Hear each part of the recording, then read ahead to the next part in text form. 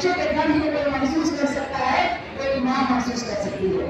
आपने देखा होगा कि जिस बर्बरता के साथ महिलाओं को भी नहीं छोड़ा गया, जब महिलाएं भी वहां अवसर में आई, महिलाएं भी जब सामने आई, तो पुलिस को इतना भी नहीं ख्याल रहा कि भाई ये महिलाएं हैं, ये आतंकवादी नहीं हो सकती है, इसलिए इन लोगों को कम से कम लाठी नहीं चलाए, इन पर पानी का फव्वारा नहीं छोड़े, बल्कि उनके ऊपर भी लाठियों की बौछार रखी गई और उन पर भी पानी का फव्वारा छोड़ा गया।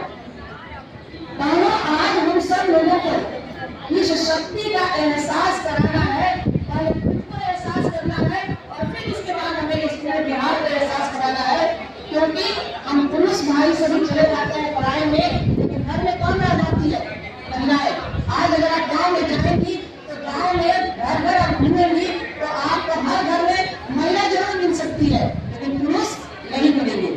और इसी महिला शक्ति पर सभी लोगों का हाथ है। तो आज महिला शक्ति अपने आप को यह साबित करेगी कि हम हर घर में जन स्वराज की आवाज को पहुंचाएंगे। अरे किसी को भी क्या चाहिए?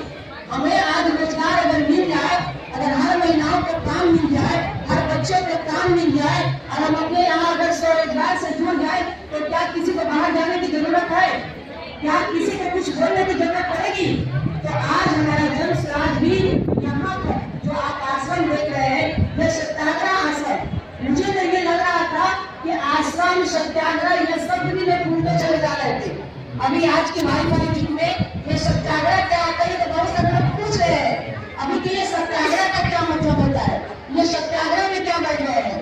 ये साथियों, जो शांतिप्रिय ढंग से जो हम आंदोलन करने की बात कर रहे हैं, जो हम अपने सभा का अधिकार लेने की बात कर रहे हैं, आज उसके लिए यह आश्रम करा हुआ है। और उसके लिए आज भाई प्रशांत जी हम सबको आज यहाँ पर इकट्ठा किए हैं। और आपने देखा होगा जिस रेसी की आवाज थी, हम लोग कहते हैं कि यह जन स्वराज की सेवनी है। आप हर जगह पर देखेंगे, चाहे वो लाठी चल रहा हो, पानी का फव्वारा हो, हर जगह पर चट्टान की तरह ये नजर आती है।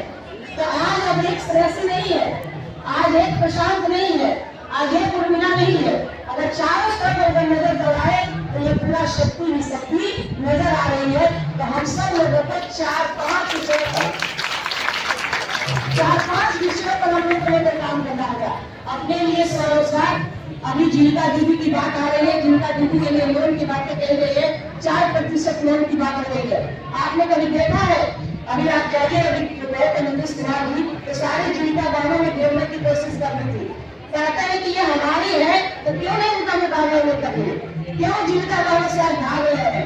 आप जीविका बहनें इस बात को समझ गई है कि आप हमारा उपयोग नहीं कर सकते हैं, क्योंकि महिलाओं को हर पार्टी ने उपयोग किया है।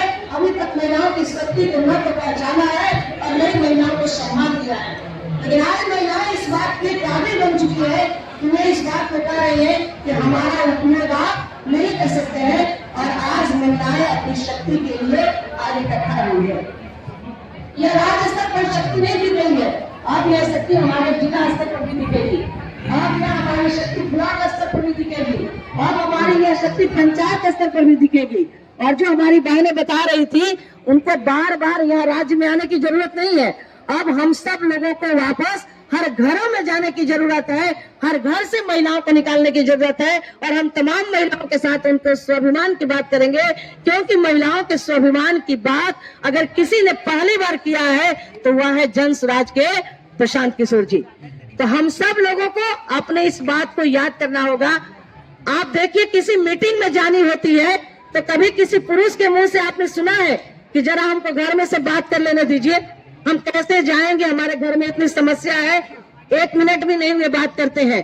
लेकिन अगर किसी महिला को अगर आना है तो वो महिलाएं 10 बार सोचती है, बच्चों के खाने के लिए क्या व्यवस्था होगी, घर में सास ससुर है उनके लिए क्या व्यवस्था होगी, यानी सारी समस्याओं का समाधान करने के बाद वो अपना कदम निकालती है। तो ये नजर की जरूरत है आज इस बिहार को, ऐसी सोच की जरूरत है आज इस बिहार को। और आज इस बिहार में जब तक नारी शक्ति नहीं जगेगी, जब तक नारी शक्ति एक नहीं होगी, तब तक बिहार कभी भी बदलेगा नहीं। इसीलिए लोग क्या कहते हैं, नारी के सहयोग बिना, क्या बोलेंगे आप, नारी के सहयोग बिना, तो आप जोर से बोले, नारी के सहयोग बिना, नारी के सहयोग बिना, तो फिर बिहार में भी सरकार अगर बनानी है 2025 में, तो नारी की भी जरूरत है। और प्रशांत किशोर को मजबूत करना होगा, प्रशांत किशोर को लाना होगा। प्रशांत किशोर ने इस आगाज को किया है। प्रशांत किशोर ने आज घर घर से महिलाओं को सम्मान के साथ यहाँ लाने का काम किया है। प्रशांत किशोर अगर 15 दिन तक आमरण अनशन पर बैठे रहे तो वह अपने बेटा के लिए नहीं बल्कि हमारे और आपके बेटा के लिए बैठे रहे, और उन्होंने अनशन किया, लाठियां भी हमारे बच्चे खाए, और इस बात के लिए कि गांधी जी के मूर्ति के पास से आपने प्रशांत को उठा के फेंका तो वे गंगा की गोद में आकर के बैठ गए। और आप देखिए कि हम सब के लिए यहाँ आश्रम बन गया, वहां तो खुले छत के नीचे बैठना पड़ता था, लेकिन आज आपने खुले छत से हटाया तो हमने अपना छत का भी निर्माण कर लिया। तो अब बहनों को जरूरत है जगने की, और जोरदार ताली आप अपने लिए दीजिए, जोरदार ताली अपने लिए, क्योंकि आज हम सब लोग अपनी शक्ति को एहसास कराएंगे इस बिहार में और बताएंगे कि हमारे लिए खुद हम अपने हाथों से अपने भविष्य को लिखेंगे, अपने भविष्य को तैयार करेंगे, क्योंकि किसी भी चीज को बनाने की जो जरूरत है वह यंत्र हमें मिल गया है, शस्त्र हमें मिल गया है, व्यक्ति हमें मिल गया है, और वह व्यक्ति है प्रशांत किशोर, वह शस्त्र है जन स्वराज, वह यंत्र है नारी शक्ति संवाद। तो आज हम सब लोग मिल करके और इस चीज को आगे लेकर के आएंगे, और मैं उम्मीद करूंगी कि हम चाहेंगे पलायन रुकेगा, हम चाहेंगे हमारे बच्चों को रोजगार होगा, हम चाहेंगे तो हमारे लिए प्रशांत किशोर स्वरोजगार की बात करेंगे, हम चाहेंगे तो हमारी जो फैक्ट्रियां, इंडस्ट्री, बहुत सारी चीजें, आज जैसे सारण की मैं बात करूं तो सारण में क्या नहीं था, एक से एक बड़ी बड़ी इंडस्ट्रियां थी जहां कम से कम 10 लाख लोगों को रोजगार मिल रहा था। आज वह सारी चीजें बंद हो गई, किसी सरकार ने आज तक उन चीजों को याद नहीं किया।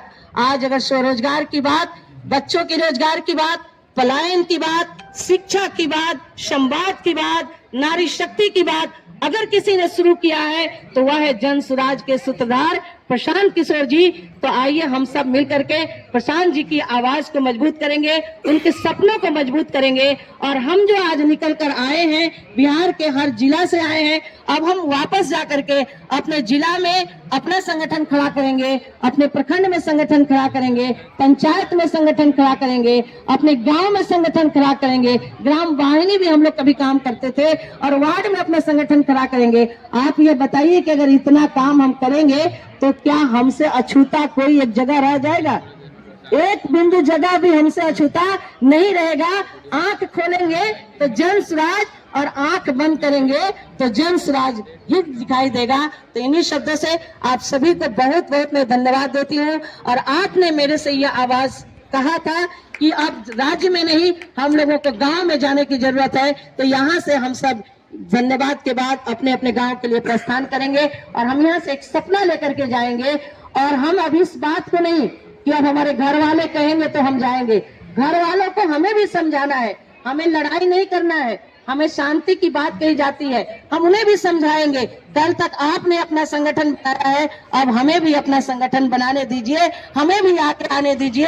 हम भी जीना चाहते हैं, हम भी आजादी चाहते हैं, और हम आजादी के साथ अपने इस बिहार को सुंदर बिहार बनाना चाहते हैं। आगे के बिहार के हमारा बच्चा कोई लाठी नहीं खाए, हमारे बच्चों पर कोई पुलिस की बर्बरता नहीं आए, हमारे बच्चों के साथ न्याय हो, इसलिए हम आज नारी शक्ति यहाँ पर इकट्ठा हुए हैं। तो इन्हीं शब्दों से अपनी वाणी को विराम देती हूँ। बहुत बहुत धन्यवाद।